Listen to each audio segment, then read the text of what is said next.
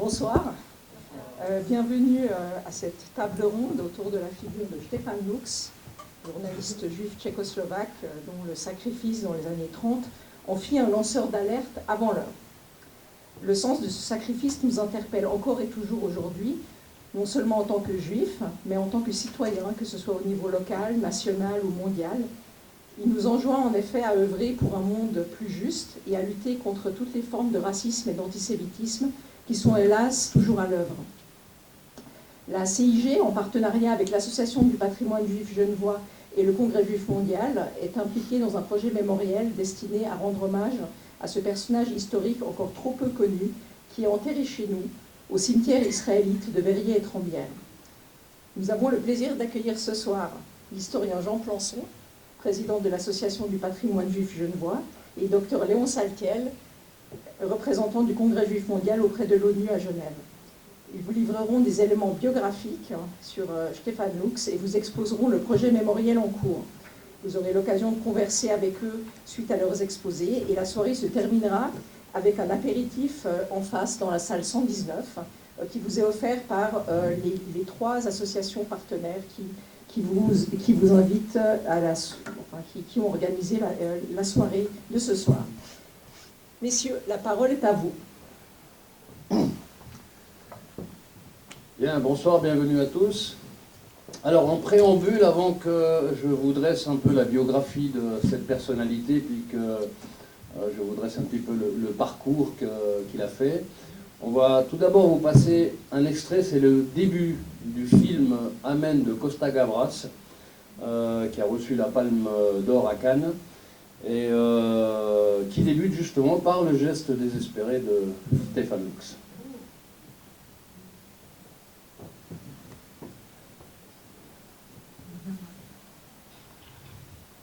En espagnol, mais vous regardez C'est plus les images que... l'image.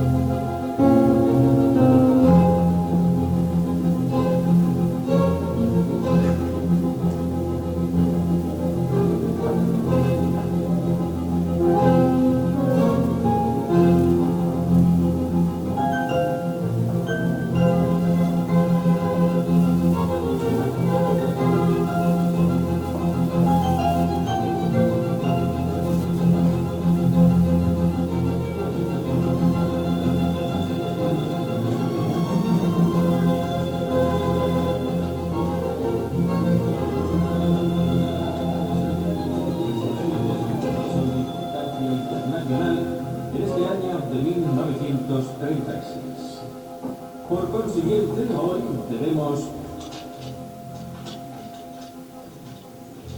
¡Guardia! ¡Guardia! Me llamo Stefan Lux. Soy judío.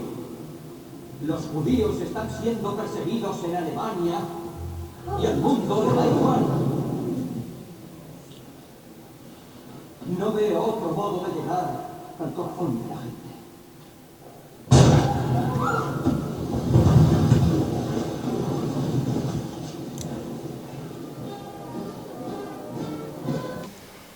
Alors, comme vous venez de le voir dans cet extrait du début du film de Costa Gavras, c'est le matin du vendredi 3 juillet 1936, dans la salle du Conseil général, que les délégués sont réunis pour la 16e session de la Société des Nations, et on y discute principalement de la réforme du pacte. À 10h30, alors que le délégué espagnol Augusto Barcia vient de terminer son discours et que l'interprète commence sa traduction anglaise, un coup de feu retentit. Le journaliste tchèque d'origine hongroise Stefan Lux esquisse en effet vers le président Paul van Zeeland un geste, se tire une balle dans le cœur et s'écroule après avoir réussi à articuler quelques mots « Je suis la dernière victime ». Mais qui est Stefan Lux? Et pourquoi a-t-il commis ce geste désespéré? Stefan Lux, de son vrai prénom, István, est né le 4 novembre 1888 à Vienne. Il est d'origine hongroise, de Malaquis, où son père exerce le métier de notaire. Après avoir achevé son gymnasium à Bratislava, il entame des études de droit à l'université de Budapest. Mais après 2 examens, il décide finalement de s'orienter vers une carrière théâtrale. Il part alors pour Vienne, où il rencontre le vieux tragédien Joseph Kainz, le dernier favori de Louis II de Bavière, puis reçoit l'enseignement du comédien et metteur en scène Ferdinand Gregori pour être engagé au Deutsche Theater de Berlin. Stefan Lux est alors âgé de 23 ans. Il publie alors un premier volume de poèmes, Meine Lieder, qui connaîtra 3 rééditions sous le pseudonyme de Peter Sturmbüch. On le retrouve ensuite sur les planches de la Neue Bühne de Vienne pour les saisons de 1913 et 1914, avant que la guerre éclate.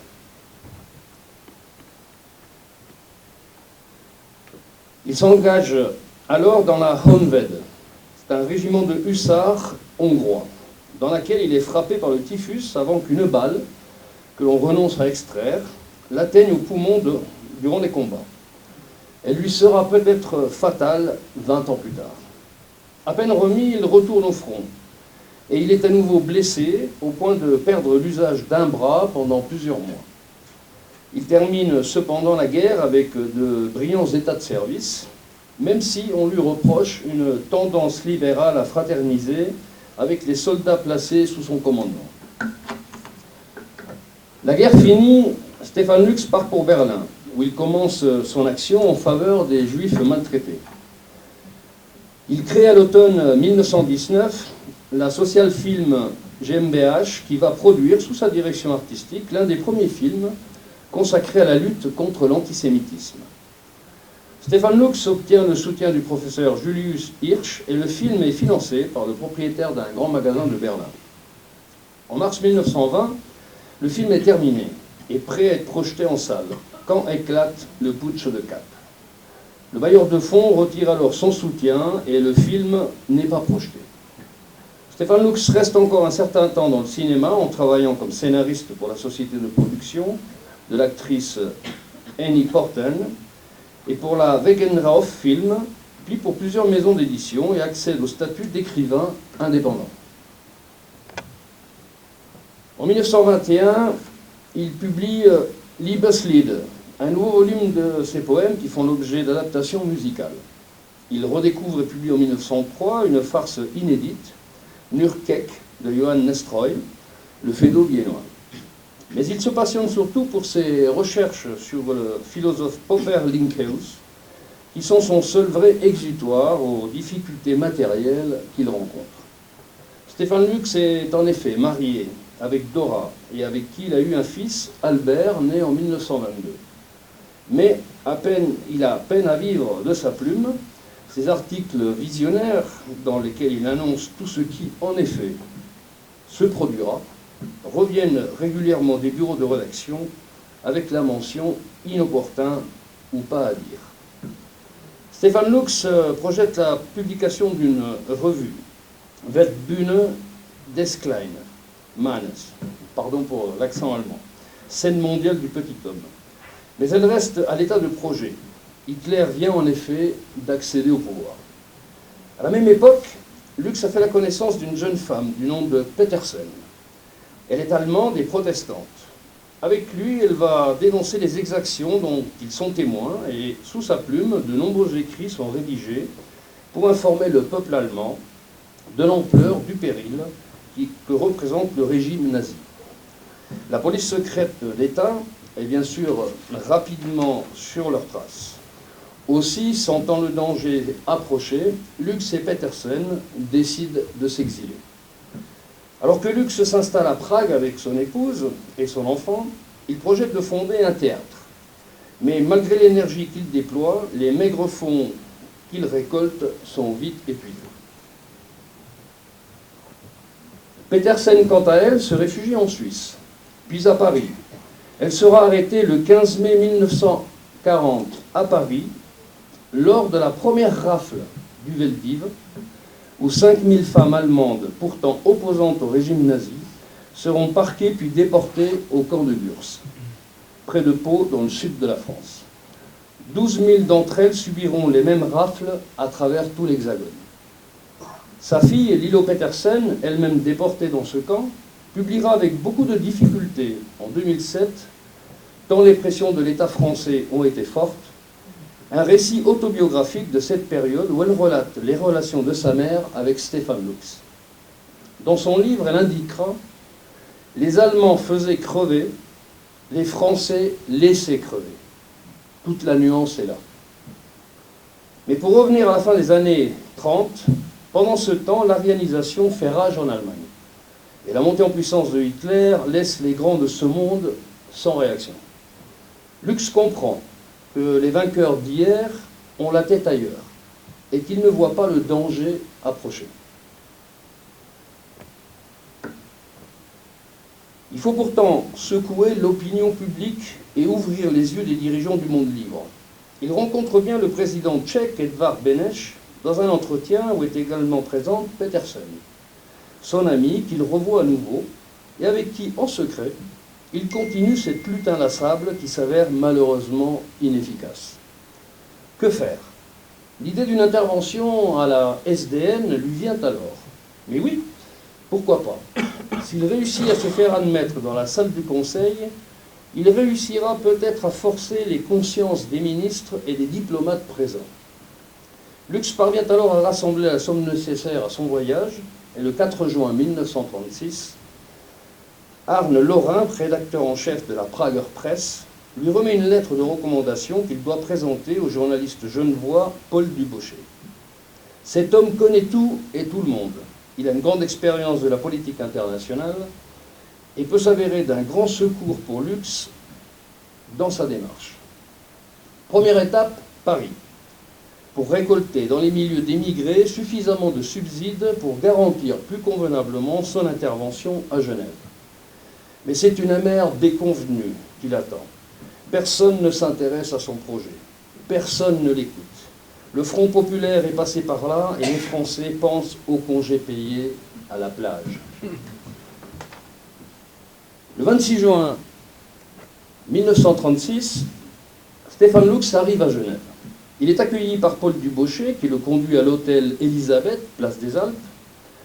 Ce dernier lui procure alors une carte de presse qu'il a obtenue auprès de la section d'information de la SDN, afin qu'il puisse être admis dans la salle du Conseil pour suivre les débats depuis la galerie réservée à la presse. Mais après avoir assisté à quelques séances, Stefan Lux se rend compte qu'une intervention orale, aussi enflammée soit-elle, ne servira à rien. Dans la salle du Conseil règne une épouvantable atmosphère d'impuissance et de prudence, où l'Assemblée écoute, prend poliment en considération les propos de chacun. Seule l'intervention de Haïlé Sélassié, venu lui aussi demander justice pour son peuple, anime quelque peu les débats. Et encore. Le plus grand bruit provient des journalistes italiens qui ne l'épargnent pas lors de son discours. Au soir du 1er juillet, réfugié dans sa chambre d'hôtel, Lux fait le point. Il sait qu'il ne peut rien attendre de la SDN. Tout au plus, par une intervention intempestive, réussira-t-il peut-être à troubler un instant cette auguste assemblée. Puis après.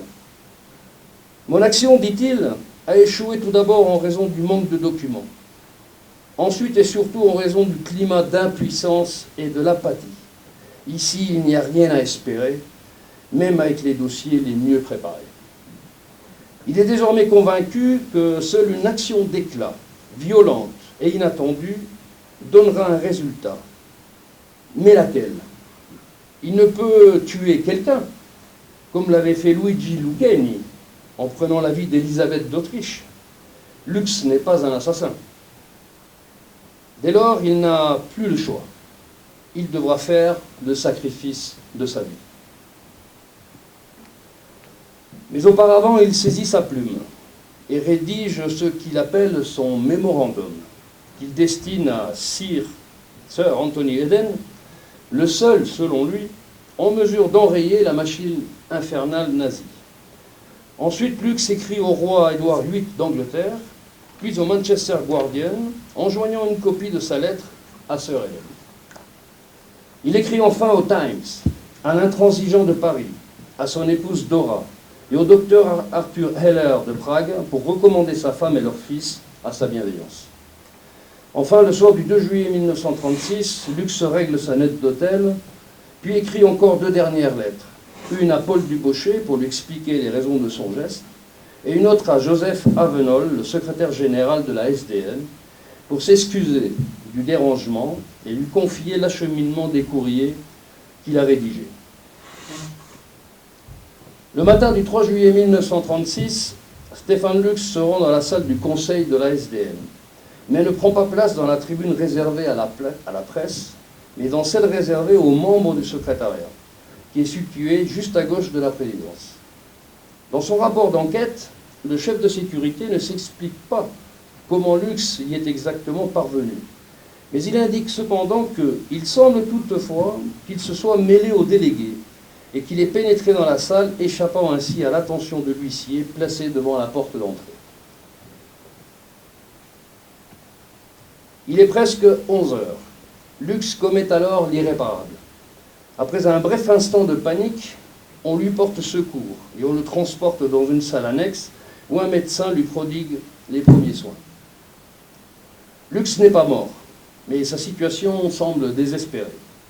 Alors qu'il est rapidement transporté à l'hôpital, le président Van Zieland fait reprendre la session, interrompue, en indiquant que le drame ne semble avoir aucun lien avec les débats du jour. À l'hôpital, la gravité de la blessure exclut toute intervention chirurgicale. Stefan Lux est condamné. Encore conscient, il se confie à Boris Beneš, journaliste et neveu du président tchèque, qu'il a accompagné, puis semble-t-il à Paul Berend, un journaliste pro-sioniste hongrois qui sera le premier à faire un récit de ce drame dans le journal Multes Jogo de Budapest, quelques jours après. Ce récit que j'ai étudié et qui s'appuie sur les longues confidences que lui aurait accordées Lux avant sa mort, comporte certes quelques exactitudes, mais aussi plusieurs incohérences notables qui sont de nature à jeter le discrédit sur les propos soi-disant recueillis et la chronologie des événements qu'il cite. Je suis personnellement persuadé, tout en admettant que Paul Berend ait effectivement rencontré Stefan Lux, que ce journaliste se soit livré à l'écriture d'une dramaturgie pour en tirer un avantage médiatique incontestable, sous l'effet d'une émotion mondiale palpable dans les jours qui suivent, mais qui, comme nous allons le voir, sera malheureusement éphémère. Ce qui en revanche est certain, c'est la présence du grand rabbin de Genève, Salomon Poliakov, que Lux a fait appeler. Ce dernier craint en effet de ne pouvoir être enterré parmi les siens en raison de la nature de sa mort. Il dit au grand rabbin: « Je sais que je n'ai plus que quelques instants à vivre. Aidez-moi à mourir. Je n'ai pas été un Israélite pratiquant, mais je veux mourir en bon Israélite. Je m'appelle Shmuel Moshe ben Avraham. Lorsque je serai mort, je voudrais que vous m'enterriez auprès des Israélites, mes coreligionnaires, que j'ai tant aimés, pour lesquels j'ai souffert, pour lesquels j'ai donné ma vie. » Salomon Poliakov le rassure. Il sera bien enterré auprès des siens. Lux serre alors la main du grand rabbin qui récite une prière. Il est 21h. Stefan Lux vient de quitter ce monde. En quelques heures, le monde entier apprend le geste de Stefan Lux. De nombreux télégrammes arrivent et lorsque les obsèques sont organisées au cimetière israélite de Verrières et Trembières le 6 juillet 1936, c'est une foule immense, peut-être la plus importante qu'ait connue ce cimetière dans son histoire, qui est réunie pour rendre un dernier hommage à cet homme. De nombreux diplomates et autres personnalités internationales sont présentes, tout comme Dora, l'épouse de Lux, et Albert, son fils. La communauté juive de Prague s'est en effet cotisée pour payer le voyage. Le grand rabbin Poliakov rappelle les raisons de ce geste. Symbolique, plein de grandeur et de noblesse, dit-il. Puis il exhorte les journalistes présents à agir. Oui, messieurs, vous avez une belle et noble mission à remplir par la presse. C'est de poursuivre la vérité et d'éclairer les hommes. Or, une grande iniquité est commise envers les Israélites. Pourquoi hésitez-vous? Qu'attendez-vous? Messieurs, qu'attendez-vous? Nous sommes des Juifs, vous êtes des chrétiens. Mais n'avons-nous pas tous une même conscience? N'avons-nous pas tous la même âme? Ne sommes-nous pas tous les enfants du même Dieu? Vous seuls, vous pouvez faire cesser tous ces crimes. Vous en avez les moyens par la presse. Votre conscience vous l'ordonne et vous n'avez pas le droit de vous taire. Robert Dell, président de l'Association internationale de la presse, dit en suivant: dans sa lettre, Lux ne parle pas du tout de la question juive. Il parle du danger que menace le monde et la civilisation. Ce n'est donc pas la lettre d'un sectaire, mais celle d'un homme qui pense à l'intérêt général de l'humanité. Que pouvons-nous dire alors de ce geste? Geste inutile peut-être, mais geste héroïque, geste d'abnégation suprême. Nous pouvons au moins assurer devant votre cercueil que nous n'abandonnerons jamais la cause de la solidarité humaine pour laquelle vous avez sacrifié votre vie, et que nous ne serons jamais neutres devant le crime. Une affirmation pleine d'éloquence, mais qui sera vite balayée, oubliée. Quelques semaines plus tard, le 8 août 1936, lorsque s'ouvre à Genève le premier congrès juif mondial, dans la même salle où s'est déroulé ce drame, Adolf Adler, représentant la Fédération sioniste suisse, rappelle à son tour le sacrifice de Stefan Lutz. Dans cette ville, il y a quelques semaines, un juif, par un geste héroïque, a cru devoir attirer l'attention du monde civilisé sur le sort malheureux de nos frères. Que nous, les Juifs, au moins, nous répondions présents à son appel et que nous agissions. Puis Naum Goldman, prenant la parole, s'écrie « On édifiera un jour en Allemagne des monuments à la mémoire de Stefan Lutz. » Vœu pieux, plein d'espoir, mais sans lendemain. Aucun monument ne sera érigé à sa mémoire. Dans les faits, la mort de Stefan Lutz, quoique largement médiatisée et source d'une vive émotion dans les jours qui suivent, ne changera finalement rien à la destinée du monde. Un monde qui restera sourd et aveugle et qui bientôt succombera à la barbarie des nazis. 85 ans après son tragique et désespéré suicide, que reste-t-il de son combat? De son message, en termes de souvenirs? À vrai dire, pas grand-chose. Certes, quelques auteurs et journalistes se sont penchés sur ce drame, relevant au passage que les missives diplomatiques de l'époque sont assez rares et ne contiennent que très peu d'informations. D'une manière générale, le mutisme des grands dirigeants s'est imposé sur ce drame, à commencer par le président Van Zieland à la SDN qui a immédiatement minimisé cet événement. Comme l'indiquera le quotidien Lidové Noviny, il est étonnant que cet événement n'ait trouvé presque aucun écho dans la correspondance diplomatique de l'époque. Dans les documents adressés par les représentants tchécoslovaques de Genève et de Berne à Prague, on n'en trouve presque aucune mention. La même chose pour ce qui est des dépêches des diplomates britanniques. Une mention indirecte à ce sujet a seulement été identifiée dans la correspondance diplomatique française. Le message de Lux a été hélas désinterprété par les uns, refusé par d'autres, pour être finalement oublié de tous. En 2002, le réalisateur Costa Gavras, dans les premières minutes de son film, que nous avons vu tout à l'heure, sort cependant de son oubli Stefan Lux en reconstituant ce drame du 3 juillet 1936. Et en 2013, l'école Alliance Girsa de Verrier élabore une exposition, puis inaugure une plaque commémorative sur la tombe de Stefan Lux, à l'occasion d'une cérémonie où les représentants du Sénat de la République tchèque sont présents. À Genève en 2014, à l'occasion du bicentenaire du rattachement à la Confédération, quelques lignes mentionnent ce drame sur un panneau d'une exposition temporaire sur le bord du lac. Le site de la ville de Genève relève cependant, peut-être avec un peu d'étonnement, qu'il n'existe pas véritablement de traces commémoratives dans la Genève, siège de la SDN et depuis des Nations Unies. Alors est-ce vraiment suffisant? À mon sens, non. Je crois que le combat et le message de Stefan Lux est toujours d'actualité. Malgré nos volontés affichées depuis des décennies, nous n'avons pas véritablement tiré les leçons de notre douloureux passé. La politique autoritaire du rideau de fer après la guerre, la désintégration de la Yougoslavie, sans aucune réaction de l'Europe face au génocide qui était perpétré, me laisse perplexe. La montée à nouveau du nationalisme et du populisme en Biélorussie, en Hongrie, en Autriche et même en France, pays des droits de l'homme, sont autant d'indices inquiétants d'une nouvelle dérive de notre société.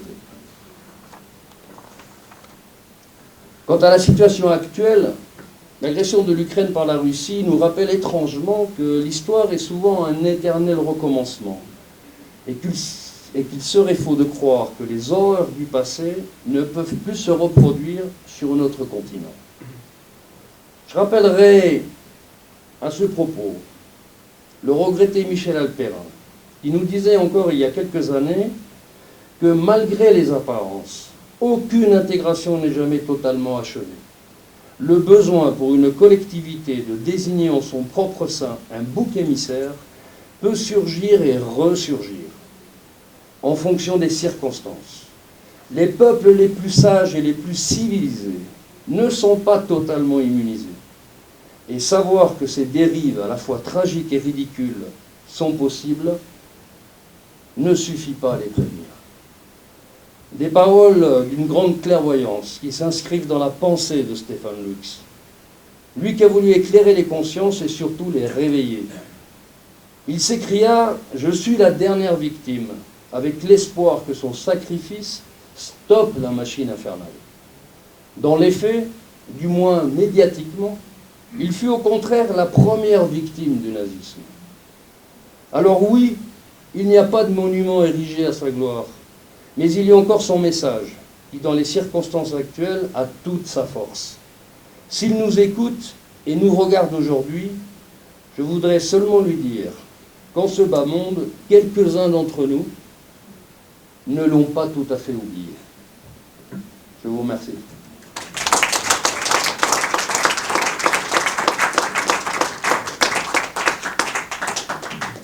Après cette un peu longue introduction biographique sur Stefan Lux, je vais laisser la parole à Léon Saltiel, qui va donc nous parler de ce projet mémoriel qui finalement a été lancé, peut-être quelque peu finalement pour récupérer ce que je vous disais, c'est qu'on l'avait totalement oublié et que finalement aucun monument n'avait jamais été érigé pour lui.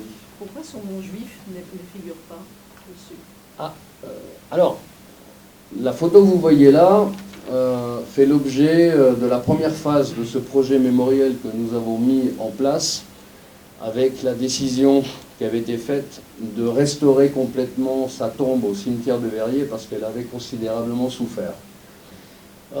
Elle n'était malheureusement pas réparable, mais nous avions le souhait d'en faire construire une neuve, mais bien sûr en respectant son origine, c'est-à-dire que nous avons retrouvé la même pierre, nous avons fait exactement la même forme, nous avons intégré également les inscriptions qui sont en plomb, qui sont en fait des inscriptions art déco des années 20-30.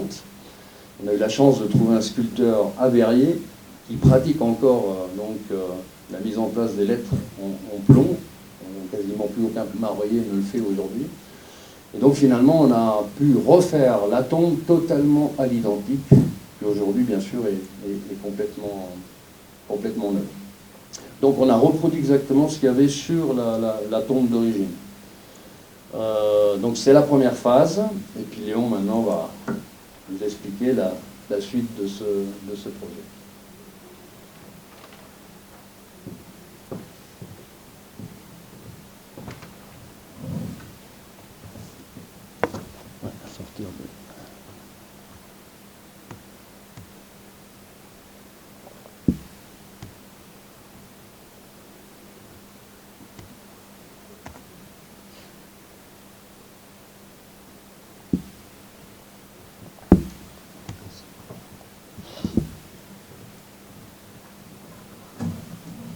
Mesdames et messieurs, chers amis, merci beaucoup que vous êtes venus ici. Merci à la communauté israélienne de Genève, à l'association des patrimoines juifs genevoise d'organiser cet événement.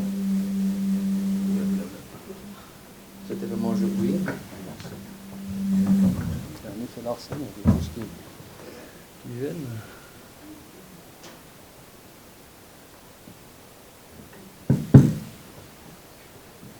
Alors, merci beaucoup encore. Je voudrais m'excuser en avance de mes fautes en français. J'espère que vous me comprenez très bien et sinon vous pouvez me demander des explications après. Comme les représentants ici du Congrès juif mondial et aussi comme historien moi-même, ça me touche beaucoup l'histoire de Stéphane Lux, mais aussi le travail mémorial ici à Genève, parce que Genève, il y a une histoire très longue liée au judaïsme, aux juifs, à la communauté internationale, mais aussi les efforts de sauvetage durant l'Holocauste. Alors, je veux mettre le mémoire de Stéphane Lux dans le cadre des activités que moi je vais faire ici à Genève avec beaucoup de partenaires pour éclairer beaucoup de chapitres de l'histoire de Genève liés à nous, que nous, malheureusement, on oublions ou on n'est pas très conscient. Alors, ça c'est la même salle que Jean Planchot vous avait montré, la salle de bâtiment électoral. Durant la création, ça c'est la première conférence du Congrès mondial que je représente. Le Congrès mondial a été fondé ici à Genève en août 1936. Ça c'est le bâtiment électoral. Le bâtiment électoral a été brûlé les années 70. Et aujourd'hui c'est le bâtiment de Uni Dufour, à plein palais. Alors c'est le bâtiment moche avec le LED rouge qui change. Ça c'est le bâtiment électoral à l'époque. Ça c'était là-bas la chaise de la Société des Nations. Il y a beaucoup de gens, inclus beaucoup de gens d'un conseil administratif de la ville de Genève, qui ignorent tout ça. Ce n'est pas évident. Moi, je suis étonné, comme pas genevois, je suis étonné que les Genevois ne savent pas l'histoire de leur ville aussi importante comme ça, parce que dans ce bâtiment aussi était l'ASDN, était la Fondation Congrès mondial, mais aussi la Fondation des Croix-Rouges, était fondée dans la même salle, le bâtiment électoral. Alors, Jean a déjà dit que pour nous, c'est aussi continuer le propos de notre président à l'époque, on va souvenir Stéphane Lux, que malheureusement, après la Shoah, tout le monde a oublié Stéphane Lux. Je voudrais parler un petit peu aussi de l'histoire du Congrès mondial ici et les autres événements qu'on fait ici pour après mettre tout ça en contexte pour que vous compreniez mieux. Ça, c'est Gerhard Rigner, qui était notre directeur ici à Genève, le premier directeur du Congrès mondial ici à Genève, mon prédécesseur d'une façon. Et ça, c'est son statut au cimetière du Roi. Il est le seul juif d'avoir un monument à le cimetière du Roi à plein palais. Il est interné aussi au cimetière de Verrières, pas loin de Stéphane Lux. Alors, cette statue était, comme vous voulez, faite par la ville de Genève, avec une plaque qui explique que le 8 août 1942, il a envoyé un télégramme aux Alliés informant de le plan d'extermination des Juifs d'Europe. Et ça, c'est le texte reçu rapport alarmant faisant état qu'au quartier général du Führer est discuté un plan, un cours d'examen selon lequel tous les Juifs du pays occupé ou contrôlés par l'Allemagne, au nombre de 3,5 à 4 millions, devraient, après déportation et concentration dans l'Est, être exterminés du coup, afin de résoudre une fois de toute la question juive en Europe. Alors ça, c'est les premières informations envoyées aux pays occidentaux à propos du plan de solution finale. Que c'était lui ici à Genève qui a pris tout ça et a envoyé tout ça aux Anglais et aux Américains. Aussi, bien sûr, j'ai oublié le télégramme, vous ne pas croire, c'est une autre histoire, mais ça c'est aussi l'histoire juive de Genève, alors pour ça je vous parle. Ça c'est la copie du télégramme envoyé en août 1942. Lui, après, Rigner, il a décédé en 2001. Lui, après, ici, comme directeur du bureau du Congrès juif mondial, il a travaillé beaucoup avec l'Église catholique. pour faire les documents de Nostra Aetate, les années 60, qui vraiment a changé le comportement de l'Église catholique à propos des Juifs. Depuis le Nostra Aetate, les Juifs ne sont pas considérés comme une autre religion, ils sont considérés comme les chrétiens orthodoxes, protestants, ça veut dire dans les familles chrétiennes. Et aussi l'Église catholique ne fait pas la conversion des Juifs. Alors tout ça, c'était avec le travail de Gerhard Lickner qui a travaillé beaucoup depuis Genève pour faire tout ça. Et après autre chose aussi, mais on n'a pas tout le temps pour parler, mais je voudrais quand même marquer un peu cette figure importante. Ça, c'est un autre événement qu'on a organisé ici à Genève. Ça, c'est le jour avant Covid, avant le lockdown, où on a inauguré, ça c'est au Pâquis, on a inauguré une plaque à un bâtiment avec la ville de Genève et l'ambassade de la Pologne à Berne, mais aussi l'ambassadeur Pologne ici à Genève, et aussi vous avez l'ambassadeur d'Israël, aussi président Rudefus qui était venu. Ça c'est la plaque, parce qu'à l'époque il avait beaucoup d'efforts de sauvetage ici à Genève avec les faux papiers des pays d'Amérique latine. Et dans ce bâtiment-là, il avait Abraham Silberstein, représentant du gouvernement mondial et ancien député polonais, qui a travaillé beaucoup avec l'ambassade de la Pologne et des autres aussi pour faire des faux papiers. Et on a aussi, dans l'histoire de Karl Lutz, aussi des autres connexions avec cette histoire des faux papiers. Alors ça, c'est une autre chose qu'on doit continuer à montrer, poser des plaques comme ça, des autres bâtiments ici à Genève qui ont servi beaucoup pour sauver des Juifs partout en Europe durant l'Holocauste. Il est enterré à Verrier aussi. Silberstein, oui. C'est une VIP, un terrain de VIP. Et ça, c'est rue des Pâquis, cette plaque-là. C'est un peu difficile de voir parce qu'il y a beaucoup de lettres, c'est un peu haut, mais si vous avez attention, vous pouvez le voir. Ça, c'est notre projet qu'on travaille avec la CICAD pour créer le premier monument de la Shoah, pas seulement à Genève, mais en Suisse. Parce qu'en Suisse, il n'y a pas un monument de la Shoah. Alors, on travaille avec les CICAD, on a toutes les permissions de la ville de Genève, canton de Genève, confédération, l'ONU, pour faire un monument de la Shoah à côté de l'ONU, ça veut dire à côté de la place de Nation. On a un grand terrain maintenant, on est en train de terminer tous les travaux préparatifs pour faire un concours artistique, pour après on peut matérialiser ce monument.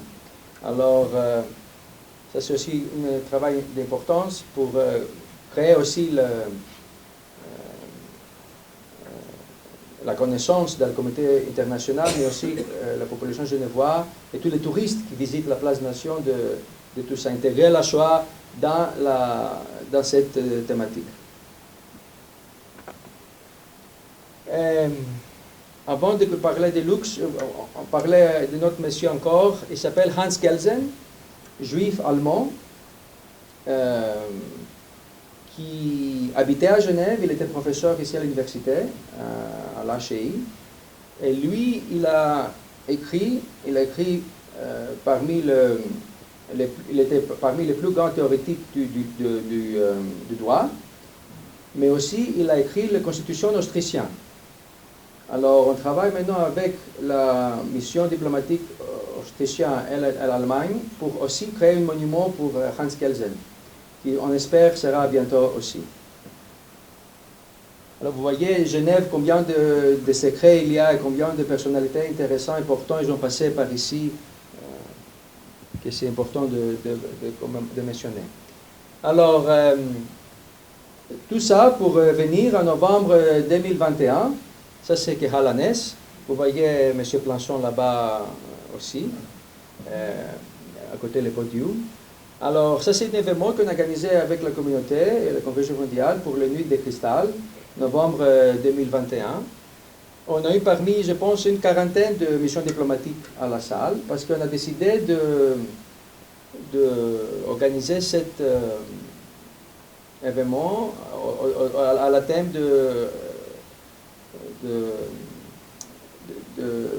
des alertes de conscience avant la Shoah, et aussi Stéphane Lux. Alors, il était M.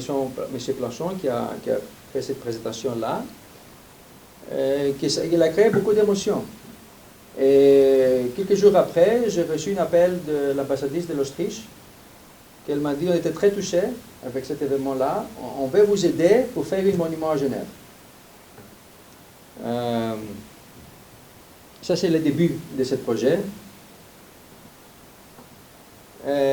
Ça, c'est un événement qu'on a organisé à l'ONU il y a quelques mois, organisé par la mission de Slovaquie à la Congrès juif mondial, dans l'ONU, pour rendre hommage à Stéphane Lux. Ça, c'est la première fois qu'on fait quelque chose dans l'ONU, après presque 85 ans, pour lui rendre hommage dans l'ONU. Pourquoi la Slovaquie? Parce que Malachi, la ville où il était né, supposons, parce que ce n'est pas très clair. Malachi et Vienne, on en Oui, ce n'est On pas... a des petits doutes. Il a des doutes, mais en tout cas, Malachi aujourd'hui, c'est la Slovaquie. Alors, l'ambassadeur slovaque, il est très touché par cette histoire-là. C'est lui ici qui parle au podium.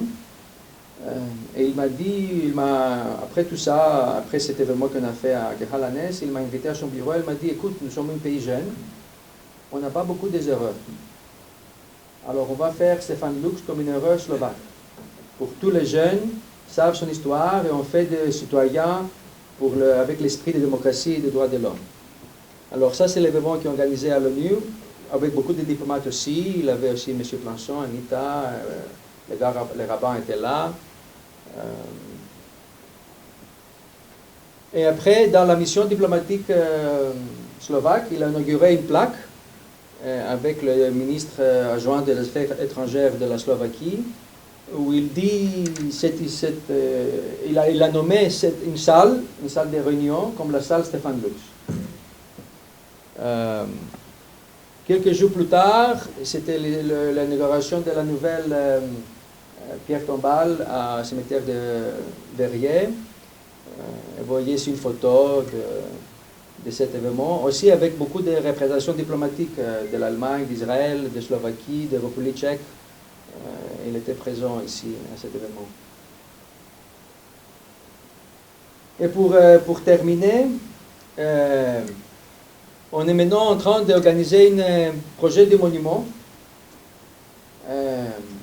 C'est un peu compliqué avec la ville de Genève, mais j'ai parlé avec eux aujourd'hui, le matin, alors après je vous informe. Mais on travaille avec la mission diplomatique de l'Allemagne, de l'Autriche, République slovaque, République tchèque et des autres, la Hongrie, les États-Unis, l'Israël bien sûr, et toute la communauté, la APG, la ville de Genève, pour aussi faire un monument pour Stéphane Lux dans la ville, pour que c'est accessible pour tout le monde, pour que tout le monde peut apprendre de cette histoire tragique, mais aussi courageuse. J'espère j'ai poussé aujourd'hui beaucoup la ville de Genève, et j'espère bientôt qu'on va recommencer la discussion pour plus concrétiser, pour voir qu'est-ce qu'on peut faire vraiment à Genève. Alors, merci beaucoup pour votre attention. On parle de faire des monuments à M. Stéphane Lux et tout ça, mais quand on a fait allusion à la vie de Christin. Et pourquoi on ne parle pas de M. Herschel Greenspan, qui en début novembre a tué le 3e secrétaire ou 4e secrétaire de l'ambassade d'Allemagne à Paris. Et la nuit de cristal a été une des... Enfin, je veux dire, c'est un prétexte, parce que, bon, on sait comment les nazis se sont comportés déjà depuis l'avènement de Hitler. Non, c'était pas à Genève. Non, c'était à Paris. Ah oui, Paris. Ah, faut bien, pour répondre un peu directement à ça, il y aurait beaucoup de personnalités, puis beaucoup d'événements sur lesquels on pourrait s'intéresser, mais notre rôle principal, que ce soit l'association du patrimoine juif genevois ou aujourd'hui le Congrès juif mondial ou la communauté israélite, bien sûr, c'est quand même de se focaliser sur l'histoire qui s'est déroulée à Genève et dans ses environs. Parce que malheureusement, nous ne pourrons quand même pas traiter non plus tous les sujets mondiaux. Voilà. Mais on a la chance d'avoir cette particularité, on va dire, géopolitique de Genève. Chaque année, on parle de la nuit de Ah, cristal. alors, mais je crois donc, qu'il y a deux choses qui sont confondues. La cérémonie de la nuit de cristal, quand on a abordé en 2021 la question des lanceurs d'alerte, nous avons parlé de plusieurs lanceurs d'alerte, je ne sais pas si tu étais présent, dont, nous avons évidemment parlé aussi de la tragédie de Greenspan qui a été un prétexte pour déclencher la nuit de cristal. Soi-disant, un prétexte. Oui, un prétexte, mais on en a parlé. Maintenant, le fait de vouloir travailler sur un projet mémoriel à Genève, eh bien, c'est encore une autre question. Il faut que ça ait un lien avec la ville. Sinon, sinon ça n'a pas vraiment de sens. Mais on en parle dans le cadre, on a évoqué ce personnage historique dans le cadre des cérémonies de la nuit de cristal. Quand on parle des sauvetages, bien sûr qu'il y a eu des sauvetages, mais je veux dire, on ne donne pas de date. On ne donne pas de date aujourd'hui parce que, bon, on essaye d'apaiser les choses. Mais, ouais, écoutez, là-dessus, c'est dommage qu'elle soit peut-être pas là ce soir, mais enfin, on a déjà Claire Luqueta, qui est quand même une grande spécialiste de la période, mais enfin, on a Ruth Fivas-Silberman, qui est considérée aujourd'hui comme même une des plus grandes spécialistes en la matière en Suisse, particulièrement bien considérée, y compris par les autorités fédérales, qui a fait un travail remarquable. Du reste, très récemment, elle vient de publier un véritable pavé de plus de 1000 pages, qui certes remet en cause en partie le rapport Bergier qui avait été notamment publié, qui avait fait quand même beaucoup de... Bien sûr. Et qui finalement dresse aujourd'hui un tableau, c'est vrai, qui ne s'avère pas aussi noir que cela au sujet de la Confédération. Mais pour autant, elle ne met pas de côté la réalité de ce qui s'est passé à l'époque, et de ceux, bien sûr, qui en ont souffert, car il y a malgré tout une politique assez drastique vis-à-vis des réfugiés, et d'un certain nombre d'entre eux qui, malheureusement, finalement, n'ont pas été gardés à Genève. On les a, comme on dit, refoulés, et ont terminé, pour certains d'entre eux, à Auschwitz. Son travail, il est si remarquable qu'elle a la liste complète de toutes les personnes, et puis qu'on a même tous les parcours que ces personnes ont pu faire. Donc, non, il y a quand même un travail assez considérable. Du reste, il y a un certain nombre de coreligionnaires, je parle là d'historiens, de scientifiques juifs suisses, qui ont violemment critiqué Ruth Fivas-Silberman. Pourquoi ? Parce que pour eux, finalement, ça les arrangeait quand même de garder le rapport initial Bergier, qui cassait quand même sérieusement du sucre à la Suisse. Et donc, ils n'ont pas du tout apprécié, finalement, qu'elle ait eu une lecture très objective de ce qui s'était véritablement passé. Voilà. Elle a été assez critiquée, mais ne croyez pas que ce soit par des non-juifs, c'est plutôt des juifs qui l'ont beaucoup critiquée. Claire. Oui, alors très rapidement, une petite précision, le bâtiment électoral a brûlé le 4 août 1964. Donc au début des années 60 et pas des années 70. D'autre part, à propos de la nuit de cristal et de Greenspan, nous avons une journaliste écrivaine, c'est Corinne Chapelière, qui a fait un livre excellent qui s'appelle « Des 4 coups de la nuit de cristal ». Corinne était venue parler dans le cadre de la commémoration de la nuit de cristal il y a quelques années à la communauté. Elle est passionnante. Et je vous encourage à lire son livre. Il se lit comme un roman. Et on pourra peut-être même la réinviter une autre fois parce que sa conférence a quelques années. Voilà, à propos simplement peut-être de la commission Bergier, je crois qu'il y a une chose qu'on oublie, c'est que, pourtant Dieu sait si je travaille avec Ruth Fivas et je la connais bien, le mandat de la commission Bergier était basé sur l'économie et non pas sur les réfugiés. Alors que le travail de Ruth, elle l'a surtout fait sur les hommes et sur les réfugiés.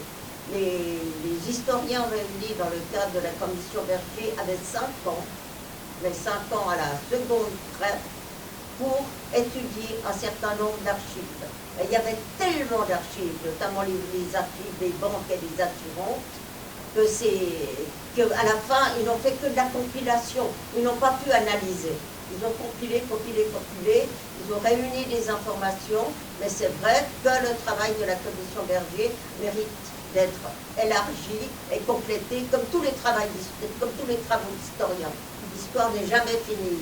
Tout à fait. Ce qui mérite d'être disséminé, mais ça c'est encore une autre histoire. Oui. Une autre question? Salut. Je vous félicite vous deux. C'est joyeux et grand privilège de connaître vos travaux individuellement et collectivement. Ça c'est d'abord. Alors, pour avancer ce projet, qu'est-ce qu'on peut faire? Oui, bien sûr, on a besoin de l'argent. Mais l'économie est difficile, et les gens, et les choses, et les prix. Est-ce qu'il y a quelque chose, on a une salle ici, des gens avec plusieurs langues dans leur tête, et plusieurs connaissances, et plusieurs formes d'histoire. Est-ce qu'il y a une manière de contribuer dans un discours, un document, un film, un podcast, où on peut contribuer pour faire un intérêt dans la communauté plus grand que notre entre nous. Voilà. Et moi, je veux faire partie. Alors, je crois d'abord c'est simplement, ne serait-ce que soutenir ce projet global. Léon vous a montré quand même dans cet écran comment à partir finalement de cette commémoration de nuit de cristal qui était portée en fait sur les lanceurs d'alerte, et puis la conférence que j'ai présentée, c'est vrai, été un peu étonné que finalement j'ai réussi peut-être à réveiller un peu les consciences, parce que jusque-là malheureusement c'était pas le cas, mais bon, je m'en réjouis. Et vous avez vu finalement aujourd'hui le nombre de partenaires qui progressivement sont venus adhérer à ce projet. Et je sais que Léon travaille d'arrache-pied et avec toute sa puissance qu'il met en avant pour le faire aboutir. C'est de nous soutenir, c'est de soutenir ce projet. Maintenant, si vous souhaitez le faire de manière financière, pourquoi pas? De toute façon, on en a toujours besoin. Pour preuve, le monument, par exemple, de rénovation, la tombe de Stéphane Lux, c'est un habitant de Verrier qui spontanément avait également suivi la conférence, a souhaité financer la totalité. Voilà. Et il veut rester anonyme. Voilà. Il ne veut pas qu'on fasse de publicité autour de lui. Donc, tant mieux pour nous quelque part, parce que finalement, cette enveloppe budgétaire qu'on avait déjà prévue pour ça, on va pouvoir la recaler sur le reste du projet. Mais c'est pour vous montrer que voilà, ça marche. Mais nous ne sommes pas là forcément à attendre de l'argent.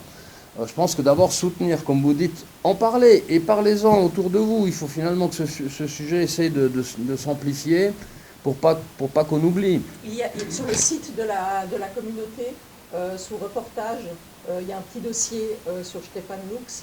Je vous invite à le consulter, éventuellement à l'envoyer à votre entourage, aux personnes de votre entourage, pour les sensibiliser à la question. Ça serait déjà de répondre finalement... Oui, mais je parlais de quelque chose de plus concret. Je ne sais pas précisément quoi. Plus concret, honnêtement, soyons bien sûr que la seule chose plus concrète aujourd'hui... alors c'est sûr que même un soutien éventuellement pétitionnaire, populaire, ne serait pas non plus idiot, parce que Léon pourrait en plus s'appuyer sur le fait qu'il y a aussi une démarche, on va dire, publique qui vient soutenir ce projet, donc c'est pas bête. C'est pas bête non plus, pourquoi pas. Et puis ensuite, pour le reste, soyons concrets. Je veux dire, l'élaboration du projet est en cours. On a encore beaucoup de discussions, bien sûr, avec les autorités, parce que culturellement, d'abord, Genève, faut savoir, c'est très particulier. Je le dis souvent, alors je m'attire quelquefois les foudres du reste des autorités genevoises, mais bon, j'assume. C'est que c'est une ville et un canton qui préserve plutôt bien son patrimoine. Il n'y a pas de problème là-dessus, mais qui ne le valorise absolument pas, parce que ce n'est pas dans sa culture. Voilà. Donc, tous les projets, quels qu'ils soient, et Claire vous pourra vous en parler, ne serait-ce que pour aller poser une plaque, c'est, je ne dirais pas la croix et la bannière, mais c'est un parcours du combattant. Je peux dire un petit mot sur le projet de la plaque au grand, très rapidement. Bon, voilà, un projet de plaque pour la place du Grand Mézel, pour rappeler l'existence de ce qui fut autrefois celui qui est considéré comme le plus ancien ghetto d'Europe. Eh bien, ça fait 10 ans. Nous avons reçu il y a 2 jours des autorités genevoises, enfin, l'acceptation, on va dire, de principe de ce projet, qui va bien se réaliser, mais il nous reste encore un long travail à faire maintenant avec eux, parce qu'il va falloir déterminer l'endroit, sous quelle forme, qu'est-ce qu'on va y écrire, bref, le chemin est encore assez long. Ça fait 10 ans, pour une plaque. Donc c'est, j'ose espérer qu'on ne mettra pas 10 ans pour... Mais voilà, culturellement, à Genève, c'est très différent de la France voisine, c'est vrai. La France, à ce niveau-là, sur le patrimoine, a une approche qui est très très différente. Mais c'est pas dans la culture genevoise. Donc c'est compliqué. Pour moi, pour répondre un petit peu, pour moi, je trouve que c'est important que la communauté juive de Genève est au courant de toute cette histoire. L'histoire juive de Genève. Et qu'il y a beaucoup. On a donné seulement quelques exemplaires, mais il y a beaucoup. Alors c'est bien de vous informer, de vous enseigner, et après de parler à votre ami, à votre famille. Je ne sais pas, pour exemple, si tout ça c'est enseigné à l'école juive de Genève. Je ne sais pas si les élèves sont informés de Stéphane Lux ou de toute cette personnalité qu'on parle. Ça veut dire, moi je pense qu'il y a une gap, il y a une... entre l'histoire et qu'est-ce qu'on fait dans notre communauté, dans notre famille. Ça veut dire, moi je pense qu'il y a beaucoup de choses à faire. Parce que si les jeunes juifs ne savent pas tout ça, comment on peut que les autres soient intéressés? Comment on peut que la ville de Genève réagisse? Comment on peut... Ça veut dire, Stéphane Lux est oublié par nous. Et après par les autres. C'est nous qui avons oublié lui premièrement. Et si on oublie nous, après les autres n'ont pas le souvenir.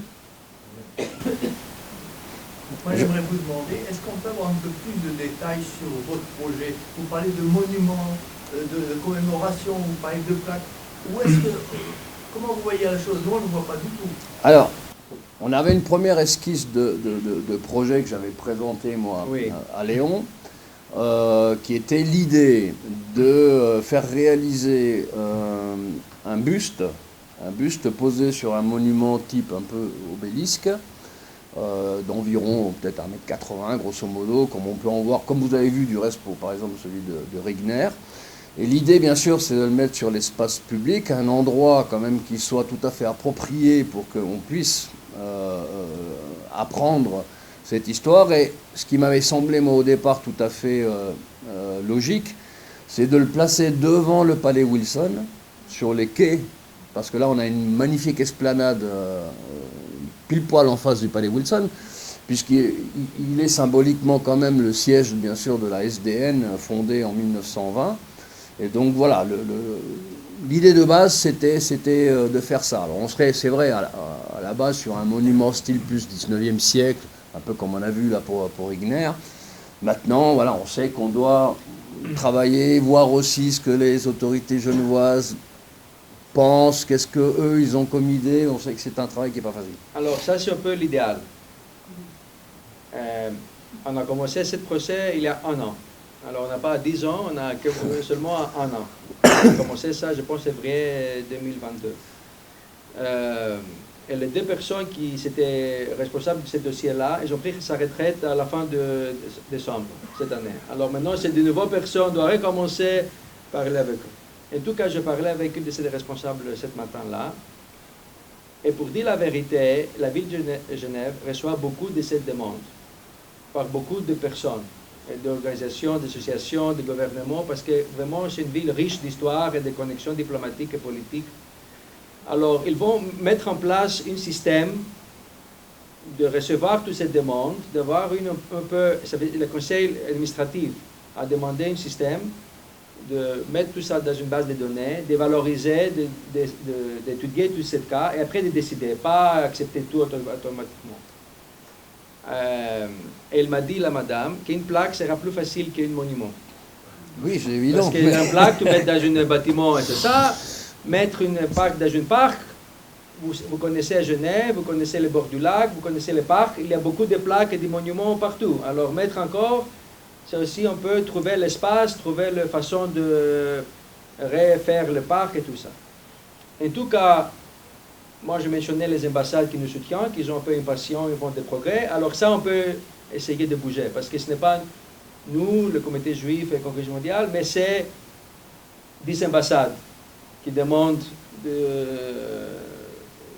progrès. Alors, elle m'a dit qu'elle va prendre tous ses collègues, parce que vous savez, c'est le service diplomatique, le protocole de Ville de Genève, c'est patrimoine, c'est espace public, c'est l'aménagement, c'est...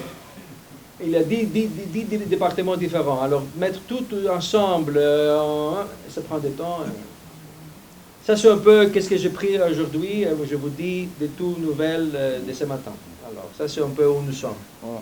Il est évident que notre idée de base, c'est vrai, se porter plus sur un monument parce qu'il y a une force qui se dégage d'un monument. On le voit, le monument Regner, là, il est magnifique. Ah, oui. Et d'ailleurs, excuse-moi, mais le premier prototype, il était basé justement sur cette photo. Il a fait un buste. Oui, le buste, c'est... Voilà, donc on a un premier projet avec un sculpteur à Verrier qui a réalisé le monument funéraire et puis qui a déjà réalisé un premier prototype donc, du buste. Et puis ensuite qui nous a proposé, on est dans un style classique bien sûr, fin 19e, obélisque, voilà. Mais parce que c'est vrai que ça dégage une force. C'est évident que c'est autre chose qu'une simple plaque. Donc il est évident qu'on était plus partant plutôt sur ce projet, parce que c'est quand même un événement très marquant, Léon l'a bien dit, il s'est quand même passé, bon, dans ce bâtiment électoral, mais autour finalement de la SDN de l'époque, de grands événements naissants ici, que ce soit la Croix-Rouge, que ce soit le Congrès juif mondial, que ce soit la SDN. Donc c'est pas un événement qui passe... qui devrait passer en tout cas inaperçu. Si je peux rebondir sur ce que tu viens de dire, quand Léon a organisé à l'ONU cet événement avec la mission slovaque, ce qui m'a frappé, c'est que Soferov, c'était la directrice de l'ONU des archives.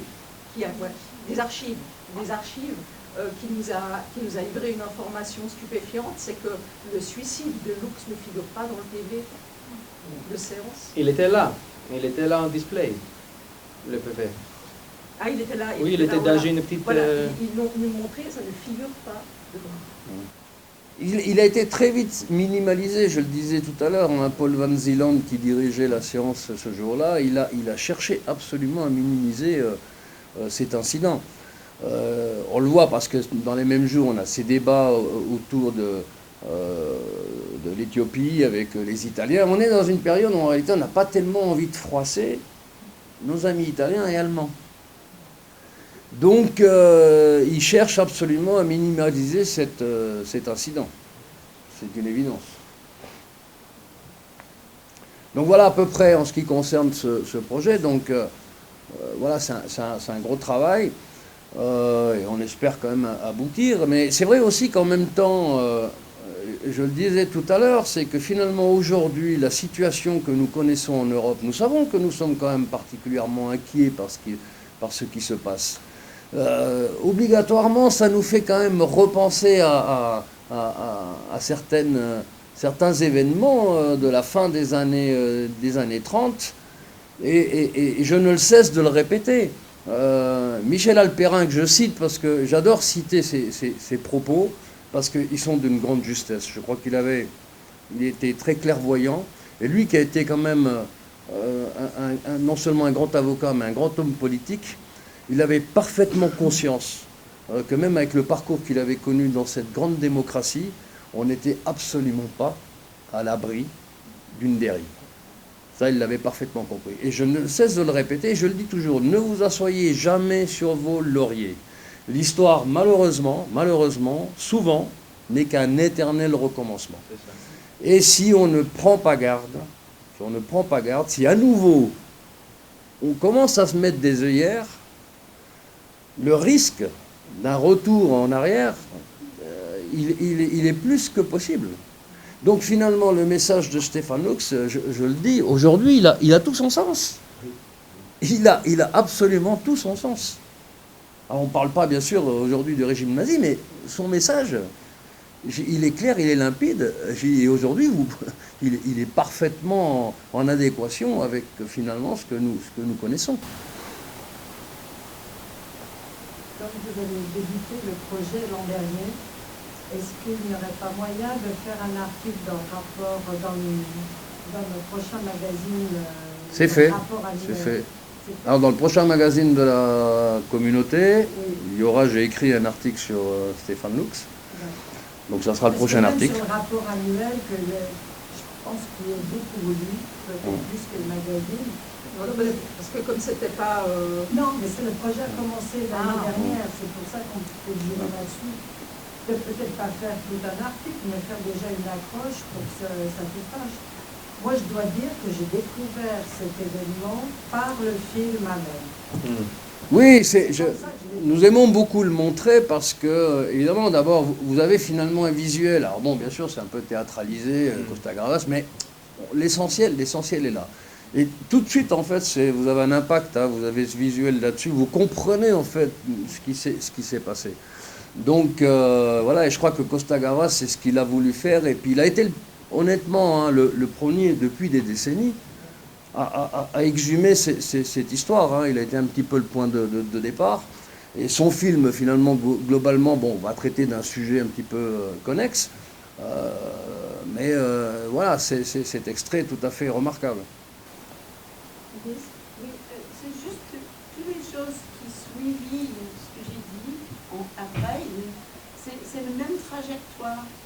Et j'ai l'idée dans ma tête en écoutant ces cours, que peut-être il y a une collection des essais en hommage on peut faire qui mettent l'historique dans un contexte contemporain qui est plus intéressant, par exemple, pas simplement pour les jeunes, mais pour les personnes qui ne s'occupent pas de l'histoire de la Shoah, et pensent que la Shoah, oh j'ai entendu ça déjà. Arrête, il y a des autres problèmes du monde. Alors, et il y a beaucoup comme ça. Oui, oui. Il ne faut pas se focaliser que là-dessus. Hein. Il ne faut pas non plus se focaliser que là-dessus. Pour être capable de dire, j'ai entendu, ça suffit.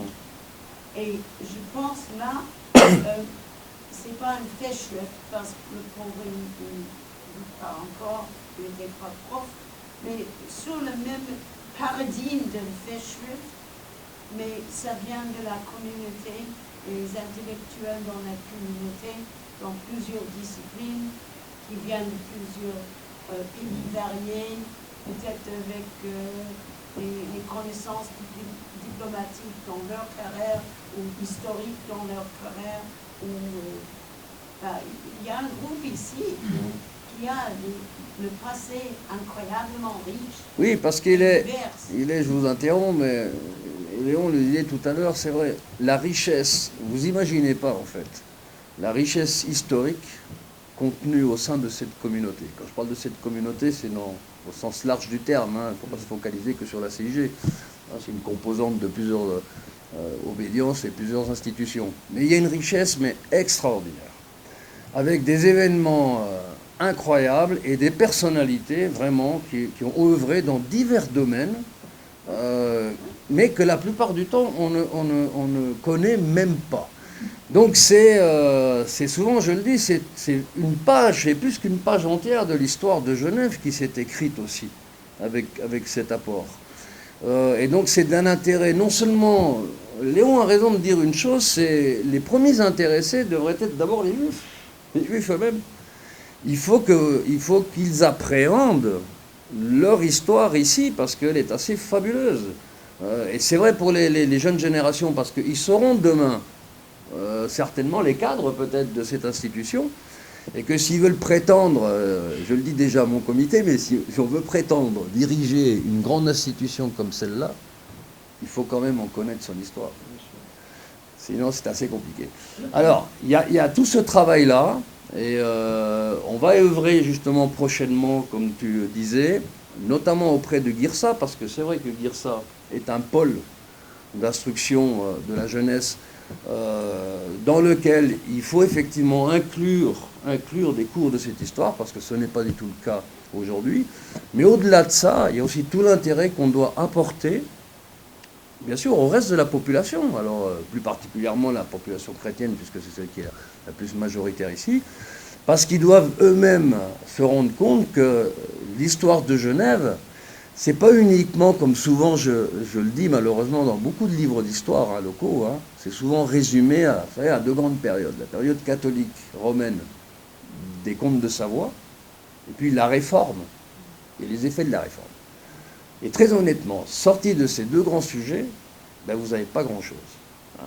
Donc on parle de judaïsme en règle générale dans les grands livres d'histoire de Genève, vous y trouvez 2 lignes. Bon.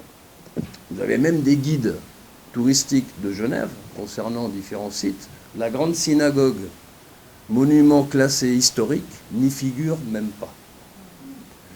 Bon, donc il y a un travail considérable à faire là-dessus. Mais notre rôle, c'est le rôle de notre association. Avec Anita, du reste, on l'a créée pour ça. Elle avait 2 objectifs.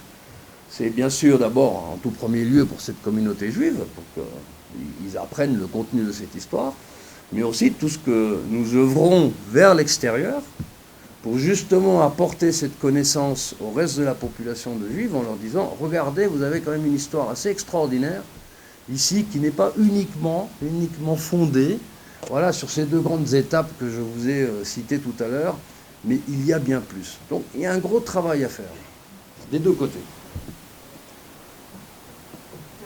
Des questions, peut-être. Ah voilà, allez-y, madame. Est-ce que vous avez des contacts avec les descendants ou pas du tout? S'il y a des descendants. De Stéphane Lux? Oui. Alors, pour l'instant, non, on n'a pas encore réussi à trouver.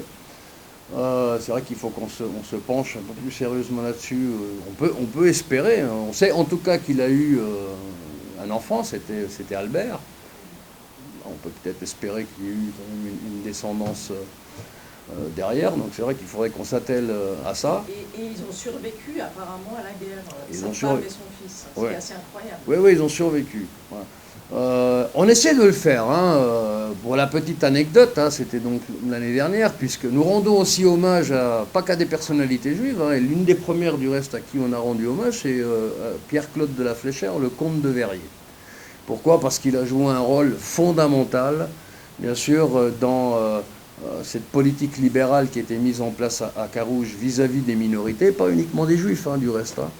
Donc son rôle a été fondamental et remarquable, et plus de 300 ans après, je crois qu'il était temps qu'il y ait une reconnaissance à son égard, et voilà, sous notre égide, nous avons fait apposer cette magnifique plaque sur son ancienne maison seigneuriale à Carouge.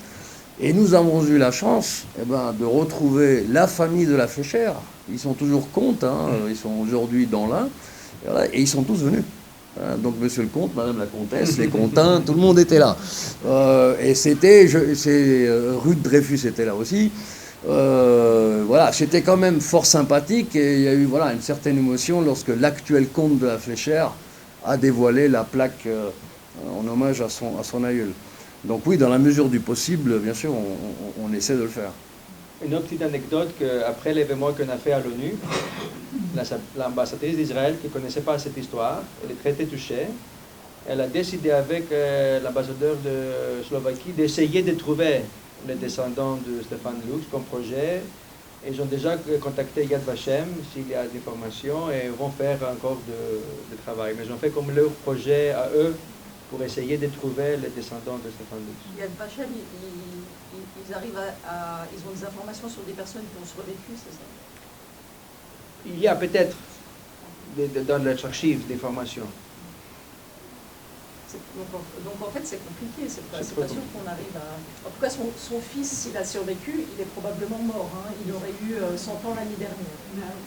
Mais 100 ans. À voir. À voir ensuite. On a dit son fils, oui. Alors, ça c'est 100 ans, 101 ans. Oui, c'est pour ça que je dis que si jamais ça serait au niveau des petits-enfants, voilà, c'est en arrière, oui. Mais bon, c'est compliqué.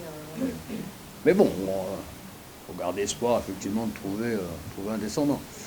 Donc voilà, alors c'est une personnalité quand même un petit peu à part. C'est vrai qu'en ce moment on est un petit peu focalisé sur ce projet, mais ça c'est pas le seul, hein, parce qu'on travaille aussi à côté de ça sur d'autres projets qu'on est en train de développer. Hein. Donc ça soit dans la valorisation, dans les visites guidées, dans les conférences, dans la poursuite de ces hommages, hein, à un certain nombre de personnalités, juives ou non juives. Hein. Du reste cette année, si tout va bien, on devrait aussi inaugurer une plaque en hommage à 3 députés genevois, 2 catholiques, 1 protestant, qui, au cours du 19e siècle, ont lutté avec un acharnement incroyable pour qu'enfin le Conseil d'État de Genève reconnaisse les Juifs comme des personnes à part entière. Ça a été très, très, très difficile. C'était un combat quand même très dur. Comme les citoyens, oui, mais bon, je vais exprimer un peu. Et ça a été un combat quand même relativement long et dur. Et là aussi, ce combat-là, ben, il méritait quand même une reconnaissance. Donc voilà, prochainement, si tout va bien, il y aura aussi certainement à la synagogue Beth Yaakov, parce qu'elle, bien sûr, elle symbolise justement l'accès à la pleine citoyenneté. Il y aura donc une plaque qui sera en hommage à ces trois députés genevois. Oui, non, on ne chante pas. Hein, voilà. Mais en tout cas, je vous le dis à travers... Alors d'abord, n'hésitez pas à continuer à prendre contact soit avec Léon, soit avec moi, soit avec Anita. Le patrimoine juif genevois, on a un magnifique site internet sur lequel vous pourrez retrouver déjà un grand nombre de dossiers, hein, d'événements, de biographies. On a également ici la présence de notre archiviste, puisque depuis quelque temps maintenant, nous avons élaboré, mis en place une base de données iconographiques. C'est-à-dire que nous cherchons aussi à sauvegarder la mémoire visuelle du judaïsme genevois, parce que c'est très très important, et que ce travail a déjà bien avancé. Combien de photos, grosso modo, enfin de documents plus de 10 000 déjà, nous avons enregistré. Et on attend encore. Alors là, par contre, c'est un appel, c'est vrai. Parce que nous sommes certains, bien sûr, que dans vos tiroirs, dans vos albums, vous avez forcément des photos. Or, il ne faut pas croire que le simple fait que ce soit des photos privées n'ont pas d'importance. Quelquefois, elles contiennent en fait visuellement une information très importante sur finalement le parcours des Juifs dans cette cité. Donc si vous en avez, n'hésitez pas à nous les prêter, parce que notre idée c'est pas de vous les prendre, vous les voyez. Hein. Nous avons ici tout le matériel nécessaire pour pouvoir faire des copies, les numériser, les stocker, les sauvegarder. Nous avons des procédures qui sont très claires en ce qui concerne leur utilisation, selon les autorisations que vous nous donnez ou que vous ne nous donnez pas. Mais même si elles sont simplement sauvegardées, elles auront la valeur d'être sauvegardées pour les générations futures.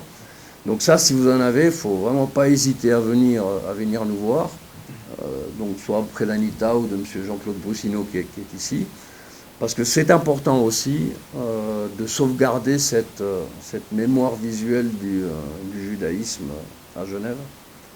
Hein, et avec la photographie, bah, ça représente déjà maintenant plus de 200 ans d'histoire qu'on peut sauvegarder. Vous collectionnez des objets aussi ou pas?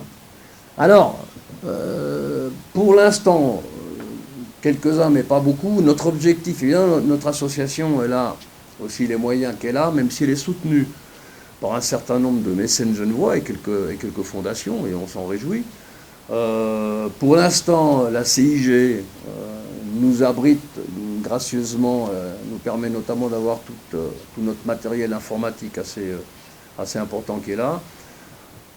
Nous espérons à terme avoir un local suffisamment grand qui soit d'abord un point de chute et dans lequel on pourra commencer notamment, bien sûr, à stocker aussi un certain nombre d'éléments. Et on caresse l'idée, je dis bien on caresse l'idée parce qu'on y pense, on y travaille un petit peu depuis quelque temps, à cette idée que certains trouvent peut-être un peu farfelue, mais c'est d'arriver à la création à Genève d'un cimetière. D'un cimetière. Non, ça c'est fait. Ça c'est la déformation professionnelle. Voilà, la création d'un musée d'un musée juif ou de l'histoire du judaïsme genevois, parce qu'il y a de la matière. Il y a sérieusement vraiment de la matière, il y a vraiment de quoi faire quelque chose. Mais c'est une labeur très importante parce que voilà, il faut mobiliser là aussi les volontés, les mécénats, les autorités aussi. Voilà, c'est pas une mince affaire que d'arriver à ce projet, mais c'est dans notre voilà, c'est dans notre pensée parce que effectivement, je pense que ça serait quelque chose de très utile pour la ville et le canton de Genève et même globalement pour toute la région.